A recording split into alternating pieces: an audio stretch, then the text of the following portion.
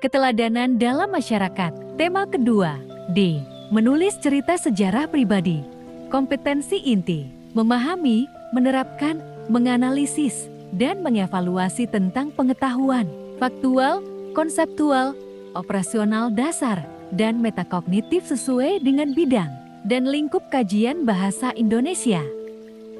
Kompetensi dasar. Ketiga, 4. Menganalisis kebahasaan cerita atau novel sejarah. Sumber Eda menulis cerita sejarah meliputi: pertama, pengalaman pribadi; kedua, melihat objek-objek menarik; ketiga, membaca buku; keempat, cerita di sekitar. Perhatikan penggalan cerita sejarah berikut. Mozaik ke-1. Hari-hari pertama di Rimba, 17 Oktober tahun 1999. Orang Rimba pecinta alam. Saat aku mulai terbiasa dengan ritme hidup orang Rimba, aku baru dapat melihat dari sisi yang indah. Aku saksikan seorang anak kecil, mungkin 4 tahun, lincah sekali memanjat pohon. Seorang ibu berusaha mengeluarkan benor obi hutan dari dalam tanah. Ia harus menggali lebih dari 1 meter untuk dapat mengangkatnya keluar. Kemudian, 2 orang bapak memanjat sialang pohon madu. Beberapa garis mandi di sungai dengan batu sungai sebagai sabun. Anak perempuan datang menjunjung daun rumbia untuk dibuat tikar. Lalu, beberapa orang mengeluhkan luas hutan yang mengecil, sumber daya yang kian menipis. Aku jati malu. Bukankah mereka yang lebih pantas disebut pecinta alam? Lihatlah, mereka tahu kali bagaimana memperlakukan alam. Langkah-langkah menulis cerita sejarah. Pertama, menentukan tema dan amanat yang akan disampaikan. Tentukan tema atau pokok persoalan. Jika ada tema dapat diketahui amanatnya, lalu buat draftnya. Kedua, menetapkan sasaran pembaca. Kosa kata disesuaikan dengan pembaca. Jika anak-anak, penyampaian dengan gambar. Jika remaja, kalimat-kalimat yang populer. Ketiga, merancang peristiwa-peristiwa utama yang akan ditampilkan salam bentuk, skema alur. Peristiwa yang dimaksud jika cerita berbentuk narasi fiksi.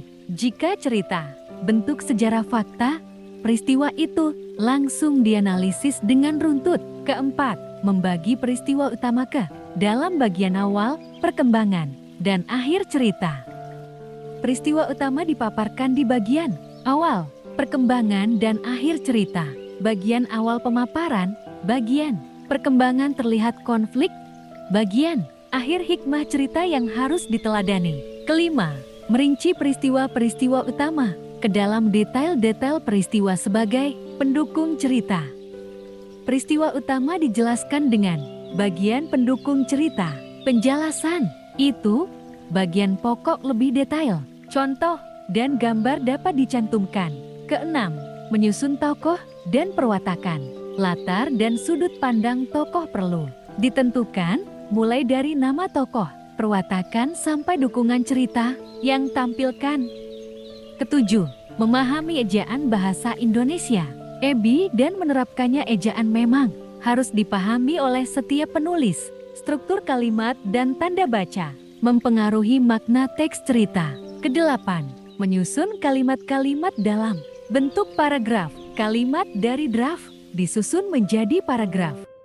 Contoh kerangka karangan cerita sejarah. Kerangka cerita sejarah. Tema, judul, paragraf 1, paragraf 2, paragraf 3. Menulis cerita sejarah pribadi. Langkah awal yang dapat dilakukan. Pertama, berlatih menulis catatan atau harian.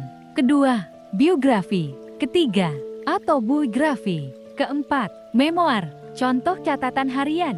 Kambing, jantan, sebuah catatan harian. Pelajar karya Raditya Dika.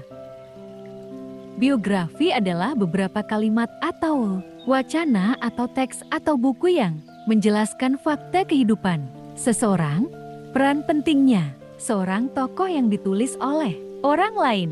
Autobiografi adalah jika perjalanan hidup itu ditulis oleh yang bersangkutan. Contoh biografi seorang tokoh.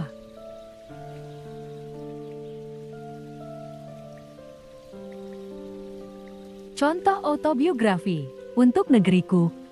Sebuah autobiografi. Karya Muhammad Hatta. Memoir. Memoir adalah juga semi-autograf. Memoir mencatat peristiwa asal lampau. Mengenai diri sendiri. Memoir menekankan pendapat, kesan, dan tanggapan pencerita terhadap peristiwa yang dialami dengan tokoh lain.